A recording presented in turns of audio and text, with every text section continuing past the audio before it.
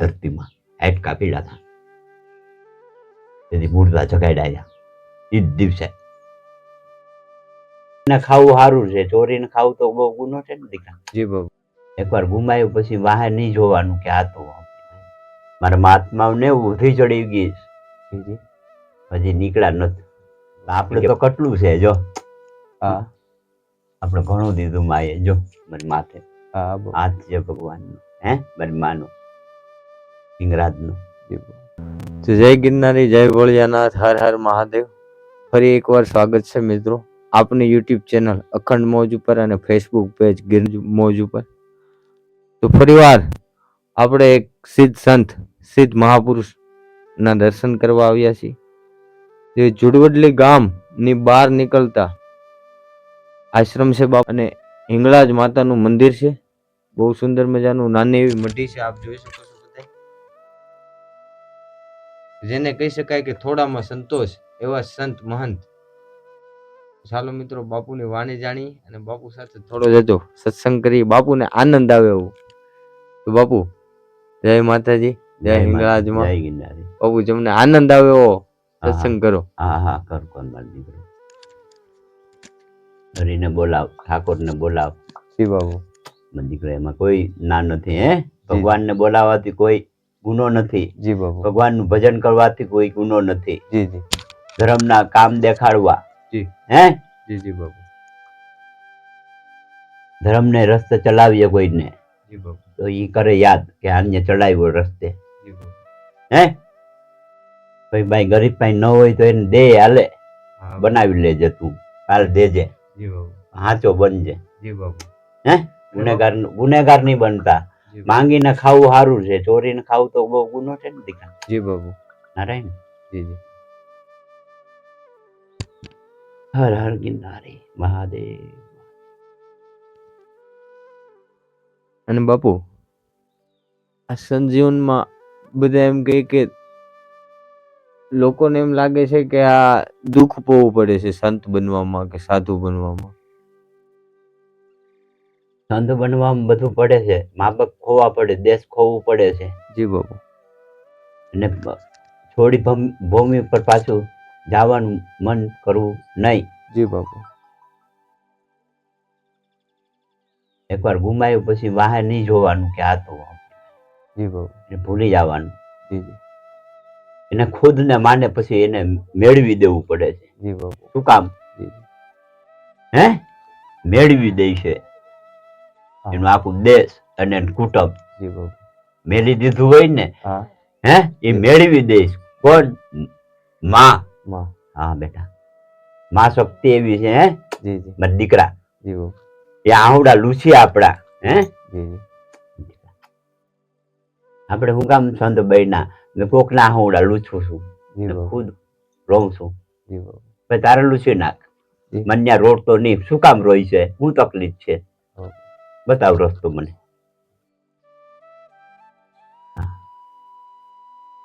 ડાકુનો મેં ભરોસો પાછો કરતો નથી. કોઈ લાલચ થાય હોય એને મેં કેતો નતું, લાલચ થાય હોય સાહેબ. જી બાબુ. જો આમ ગરીબ દીકરો આવ્યો ને ગરીબ ખાતો પીતો હોય ને તો મજા આવી જાય, આનંદ આવે એમ કે આ બરોબર છે.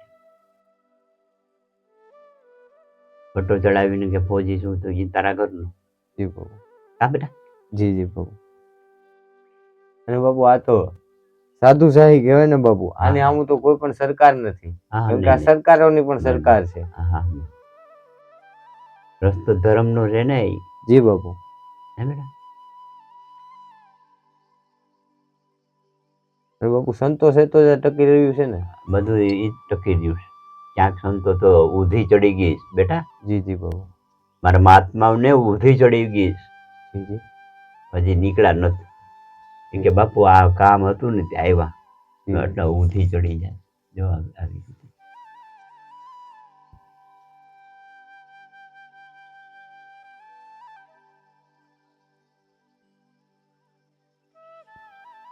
બાપુ આવી ભક્તિ, આ અવળી દયા, આ મેળવવા માટે બાપુ અથાગ પ્રયત્ન. આખું ગિરનારની સેવા કરવી. જી બાપુ. જી જી એ ભગવાનને જ ખબર હોય ને માને જ ખબર હોય કે 5 નામ લઈશ 5. જી જી માં બેઠા હોય ને 5 દીકરા તો નામ હોય કે નહીં આમાં? હે બેટા? જી બાપુ હે? જી અને નામ હોય કે નહીં? જી જી હે? જી રાવણ ને 10 માથા ને 20 હાથ. જી બાપુ હે? જી તો આપણે તો કેટલું છે જો, હા આપણે ઘણું દીધું માએ જો મારી માથે. હા બાપુ હાથ છે ભગવાનનો, હે મારી માનો, ઇંગરાજનો. જી બાપુ દયા છે મને મારી ઇંગરાજની. તને ખબર છે મારો જપ થતો હોય મારો દીકરો બેઠો બેઠો રાત દી મારો દીકરો જપ થપે છે. જી બાપુ તારી પાસે રાખ્યો કોને નાનકડાને? માં એ હમ કરજે તું માં. તાર જોતો હતો ને ગણેશ, તને આપ્યો માં, આપી દીધો માં, તને અર્પણ કરી દીધું તારે શરણ. તું કહેતી હતી ને માં કે જો જાણતો નથી પણ તારી પાસે આ તે આગ જલાવી ને તે દુનિયા જલાવી દીધી દીકરા અમારી પાસે. માં મને તો આ વિશ્વમાં નથી ખબર કે હું થયું, પણ મને એમ થયું કે મારી ઝોલીમાં છે ને દાદો બેઠો જ ને એને મને પાણા રાખી દેવા દે 3, એને અંદર દીવો કરવા દે. આ છોકરા કેમ બેન તો દવા પીને સુઈ ગયા અહીંયા? આ મૂળમાં જગાડવા આવ્યો માં. પણ બપોરના 2 વાગે ગાડી આવી હતી, મેં કીધું 10 વાગે આવીશ. આ ધરતીમાં હાડકા પીડા હતા તેથી મૂળતા જગાડ્યા એ જ દિવસે. ચા પીવડાવી, ગરમ પીવડાવીને કીધું ખાઈ લો. હું ખાધું તું બપોરે? બધું ખાવાનું ચાલુ કરો.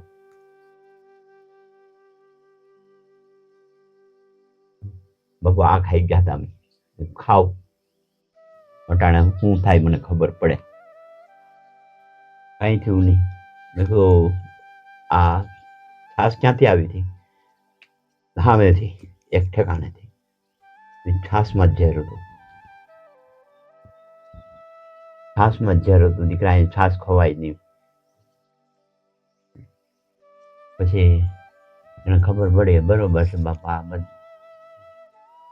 છોકરા આવટે ટિફિન ભરી રાખવું, છાસ છે લેતો જા દીકરા, દહીં છે લેતો જા. શું કામ? કૃષ્ણ ભગવાન ને એ ચડે છે એને છાસ દહીં વાલું છે એટલે એને પેલું અર્પણ કરી દેવું. ઠાકોર છે દૂધ છે ને અહીંયા ભોળાનાથ ચડે છે.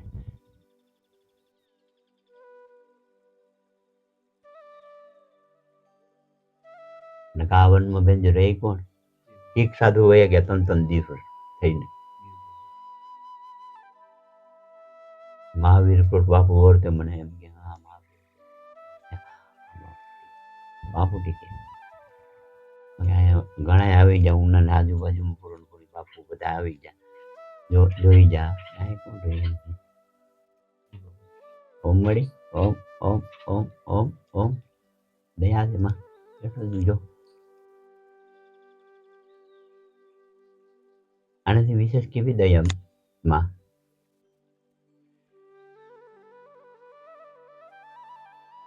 આપ ફાડીમાં નાખે આમાં એને મંદિર બનાવતો 2 મિનિટ થાય.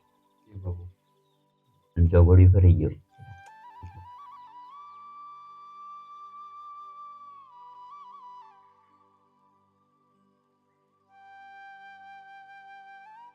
જેની જે જગ્યા આપણી પાસે એવી જગ્યાએ જેવી તેવી બેટી. જો મિત્રો જેમ નવગણના ભાલે માતાજી સકલી ભલીને બેઠા હોય ને ઉપર બેઠી હતી એમ બાપુને ત્યાં કાયમી રોજના માટે આ જ ક્રમ છે. દયા છે દયા એવી મારી પાસે. માં કેતો એને માં જ કહેવાની હોય દીકરા. જગત હાયરું હે